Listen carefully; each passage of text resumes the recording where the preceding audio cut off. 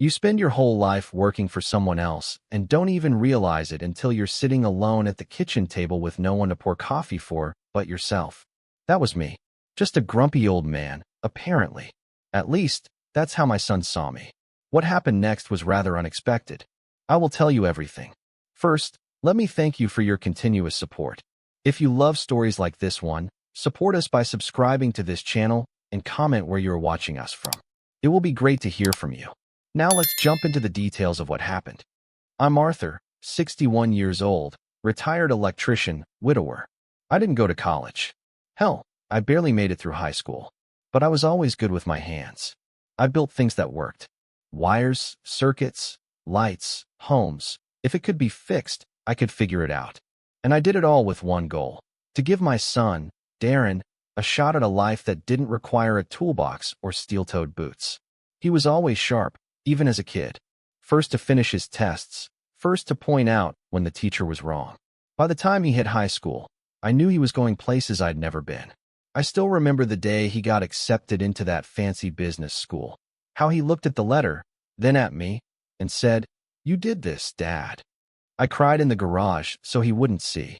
Now he's 30, newly promoted, wearing suits that cost more than my mortgage used to be, and driving a car so quiet it sneaks up on you like shame. That night, I was in the hallway with a box of his old yearbooks. I'd meant to leave them by his bedroom door. He was staying with me for a bit, saving money while hunting for a new place in the city. I paused when I heard his voice. His bedroom door was cracked open. I didn't mean to eavesdrop, not at first. "Yeah, I don't know," he said, chuckling low into his phone. He's just a simple, grumpy old man who doesn't know how to keep up. Still thinks people get jobs through a firm handshake. There was silence. My ears rang. Then he kept going. "It's not that I don't love him, but it's embarrassing, you know? He wears the same 3 shirts and thinks LinkedIn is some kind of plumbing tool. He means well, but he's stuck in the past." I couldn't move.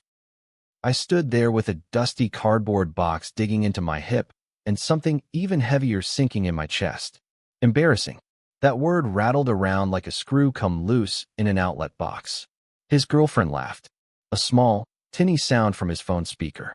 I turned around slowly and walked back to the living room. Set the box down, turned off the hallway light. I didn't say a word. Not that night. Not the next morning. Not the next week. I made myself scarce, started pretending to be asleep when he got home, left early to run errands that didn't exist.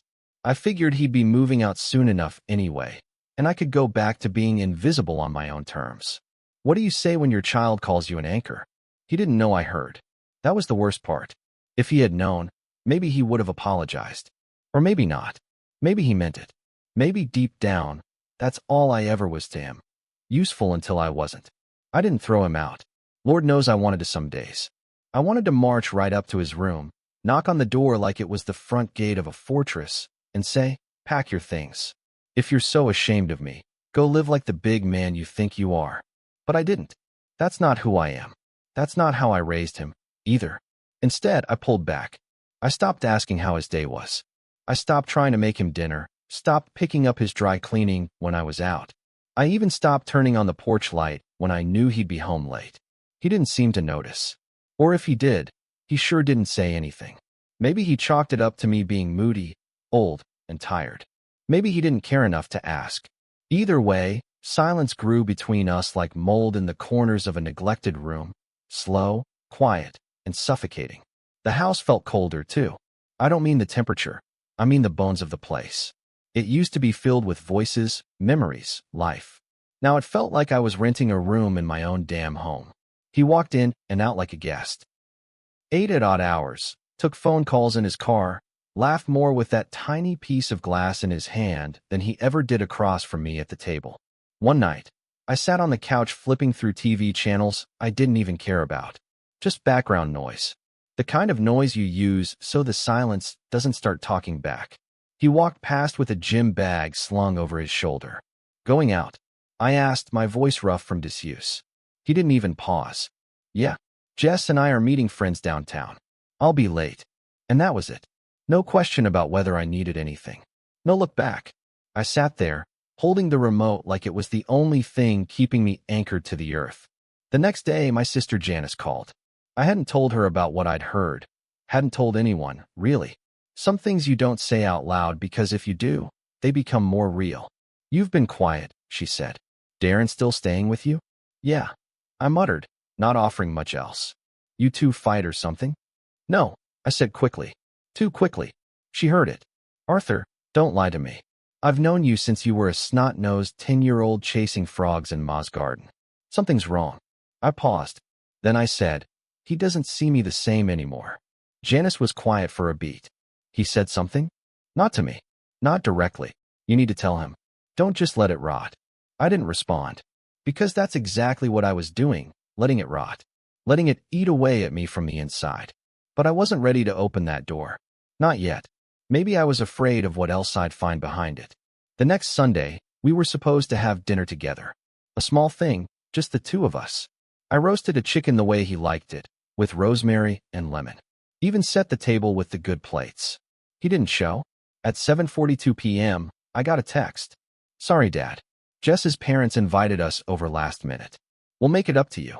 I stared at the screen until it dimmed and went black. I didn't reply. I scraped the chicken into a Tupperware container and washed the dishes in silence. The house was still cold. It had been almost a month since that overheard phone call. A month of me shrinking in my own home, tiptoeing around my son like a stranger renting a room.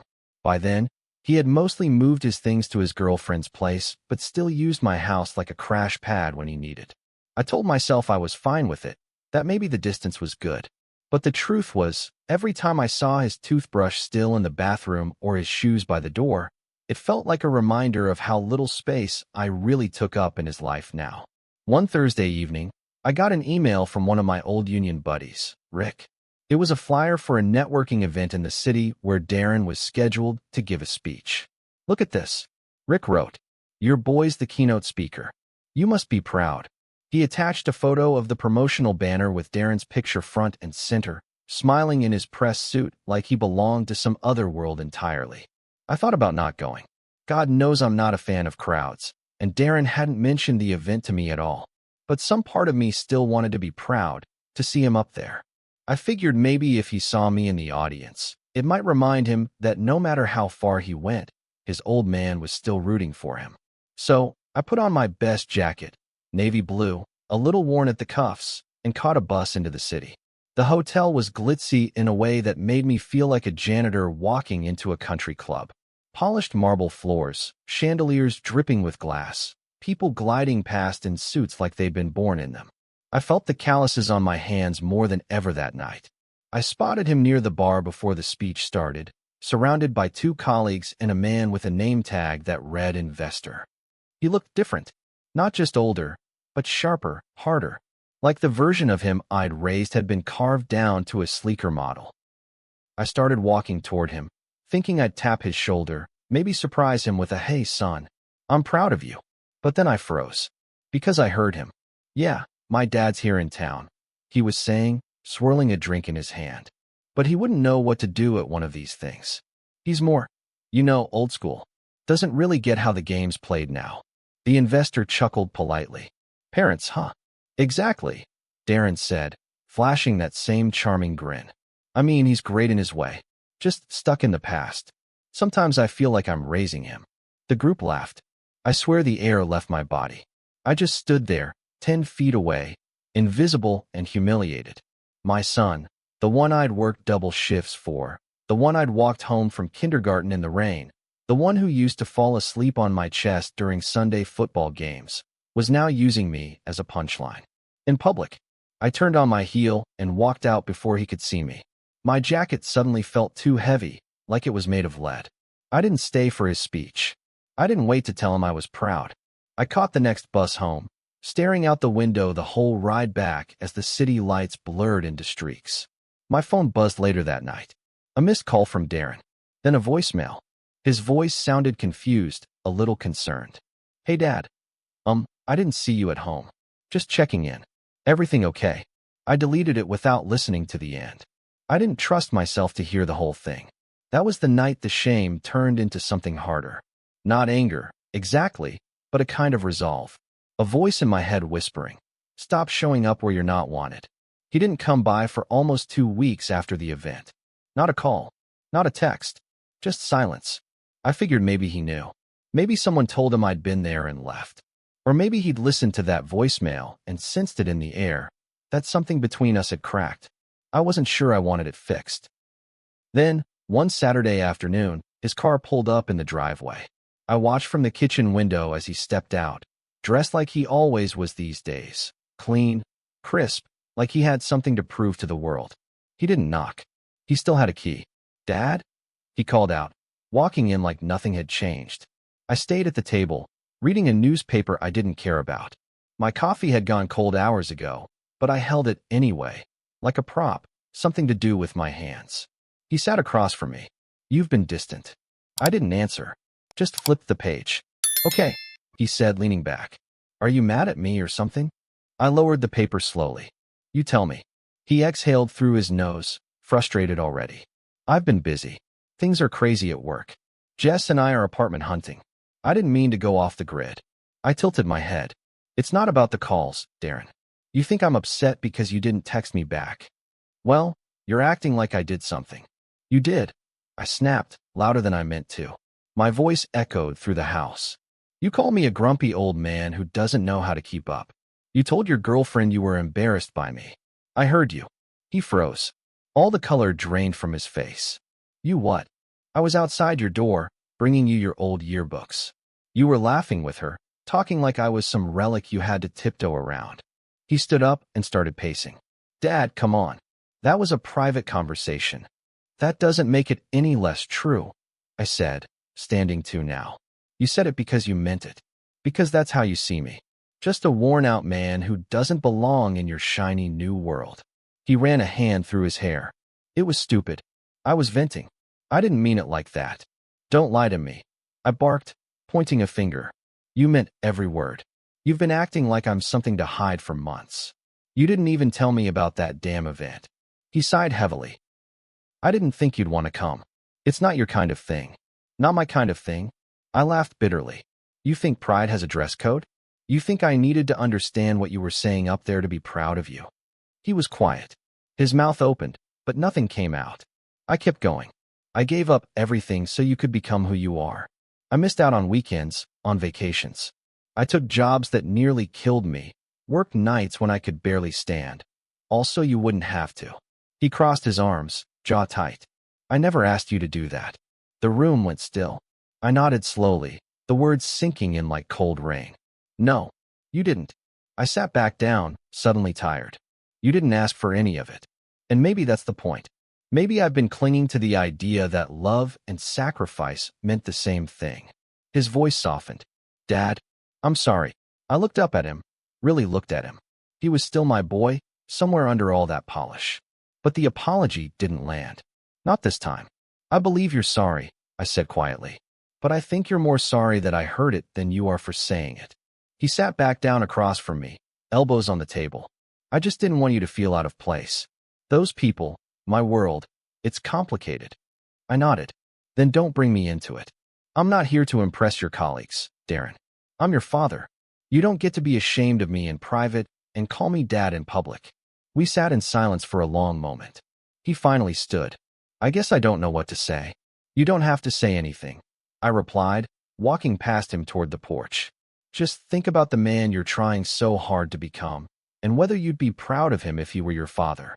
I left him alone in the kitchen, the same kitchen where I used to teach him how to fix cabinet doors, patch drywall, check fuses. I sat on the porch, staring out at the yard I'd mowed 1,000 times, wondering if the kid who used to run barefoot through that grass would recognize the man he'd grown into. For the first few days after that confrontation, the house felt hollow. Not empty, just hollow, like it was holding its breath.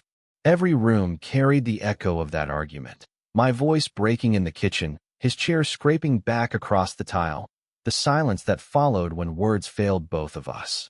He didn't stay the night. He left quietly, locking the door behind him the way you do when you don't know if you're welcome anymore. I didn't call him. I didn't see the point. I'd said what I needed to say, maybe more than I should have. Still, I kept catching myself waiting for his headlights in the driveway, or the familiar sound of the front door opening, followed by a quick, "Hey, Dad." But it never came. The nights grew longer, and the silence sharper. The world didn't stop spinning, though. Bills still came. Dishes still piled up. The mailman still whistled every morning. Life just kept happening. Except now it happened without him in it. One morning, I was out front trimming the hedges when my neighbor, Mel, waved from across the street. "You and your boy doing okay?" he asked. "Haven't seen him around lately." I smiled politely, shrugged. "He's busy. Work and all. Big city guy now, huh?" "Yeah," I said, clipping a branch. "Big city guy." I tried to sound proud, but the words caught somewhere between my throat and my chest. After Mel went back inside, I sat down on the porch steps, the shears still in my hand. It hit me then, how long I'd been defining myself by being his father. I didn't have many hobbies, not really. No wife, no big friend circle. Just years of being Darren's dad. And when he pulled away, it was like he took the title with him. Janice called again that evening. "So, did you talk to him?" she asked, like she already knew I had. "Yeah, we talked. And it went the way it needed to." She sighed. "Arthur, sometimes doing what's right doesn't feel right. But that doesn't mean it's wrong." I didn't say anything. "He'll come around," she added softly. "He just needs time." Maybe she was right. Maybe time fixes things. Or maybe time just helps you stop expecting them to be fixed. A few days later, I got a voicemail from his girlfriend, Jess. Her voice was gentle, careful, like someone walking across thin ice. "Hi, Mr. Reed, it's Jess. I know things are tense right now. Darren told me a little about what happened. I just wanted to say, I heard what he said that night. And you didn't deserve that. He's been ashamed of himself lately. I think that's part of why he said what he did." I replayed that message twice. Not because I needed to hear her words again, but because I needed to feel the weight of them. Ashamed of himself. Maybe that's what it really was all along. Maybe he saw in me the part of himself he was trying so hard to bury, the part that worked hard, got his hands dirty, didn't care about appearances. Maybe my existence reminded him of who he used to be before he learned how to hide it behind suits and titles. After that, I started filling my days. I fixed the back fence that had been leaning for years. Helped Mel change his porch light. Spent afternoons fishing at the lake with old friends I hadn't seen in decades. For the first time in years, I was doing things because I wanted to, not because someone needed me to. Every so often, I'd check my phone, scroll through our old texts, and stop at the photos from when he was younger. Birthday candles, Christmas mornings, him helping me carry lumber for the deck we built together. I could see his smile in every frame, that same spark that made me believe he'd change the world one day. And I realized something I hadn't before. I had changed my world for him. That was enough. Months passed before I heard from him again. A short text this time. "Hey, Dad. Thinking of you. Can we talk soon?" I didn't reply right away. I let it sit there for a while, blinking on the screen. For once, I wanted him to do the waiting. It was a Sunday afternoon when he finally came back. Not to stay, not to make amends with fanfare, just to talk.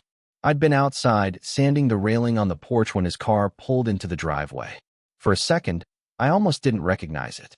It wasn't the sleek black one he used to drive. This one was smaller, quieter. The kind of car you buy when you've realized you don't have to prove anything anymore. He stepped out, wearing jeans and a plain gray hoodie. No suit. No shine. Just him. "Hey, Dad," he said, his voice low. I didn't answer right away. I just nodded toward the porch. "You driving that little thing now?" He smiled faintly. Gas prices got to me. I chuckled, and for a brief moment, it almost felt like old times. But the space between us was still there, thin as air, thick as regret. He sat down beside me, keeping his hands clasped, like he was holding something fragile. "I've been meaning to come sooner," he started. "I just didn't know how." "You just show up," I said simply. "That's all it takes." He nodded, staring out at the yard. The grass had gone a bit wild since summer ended, waving in the wind like unspoken words. "Jess and I broke up," he said suddenly. "She said I was too focused on image, that I was trying to be someone else all the time." I glanced at him. She's not wrong. He didn't argue. I think I was trying so hard to impress everyone that I forgot who I was. Forgot who made me who I am. I could hear the sincerity in his voice, but I didn't rush to comfort him. He needed to sit in it, to really feel the weight of it. He looked at me then, his eyes softer than I'd seen in years. You heard me say those things, and I can't take that back. I was wrong, Dad. You weren't the one stuck in the past. I was the one running from it. For a moment, I thought about reaching out, about putting a hand on his shoulder like I used to when he was little. But I didn't. I wasn't sure if I was ready yet. I appreciate you saying that, I said quietly. But you have to understand something. I don't need an apology to feel better. I needed respect. I needed you to stop being ashamed of where you came from. I know, he said. And I'm not. Not anymore. We sat there in silence for a long time. Just the wind, the faint creak of the railing, the smell of autumn creeping in. I wanted to believe him. I think, in a way, I did. But something inside me had changed too. You're welcome here, Darren, I said finally. You always will be. But I can't keep shrinking myself to fit into the space you make for me. I won't do that again. He nodded, his eyes glassy. You don't have to. I'll make room this time. He stayed for dinner. Nothing fancy, just leftover stew and biscuits. We talked about small things, safe things, work, the house, the weather. When he left later that night, he hugged me tight. It wasn't a promise. It wasn't forgiveness. It was just understanding. After he drove away, I stood on the porch, watching the taillights fade into the dark. The air was cool, the sky heavy with stars. I thought about the years I'd spent defining my worth through his eyes, chasing pride that didn't need chasing. He'd changed, maybe just a little, but so had I. And for the first time in a long time, I didn't feel ashamed of what I wasn't. I felt proud of what I still was, a father who gave all he could, who stood his ground when love turned to pride and pride turned to pain. I went inside, turned off the porch light, and sat down in the quiet. It felt good to finally be alone and not lonely. If this story spoke to you, tell me in the comments. Have you ever had to stand firm with someone you love? Someone who forgot where they came from? Would you have opened the door like I did, or left it closed for good? Your stories matter here, and they might just help someone else find the strength to set their own boundaries.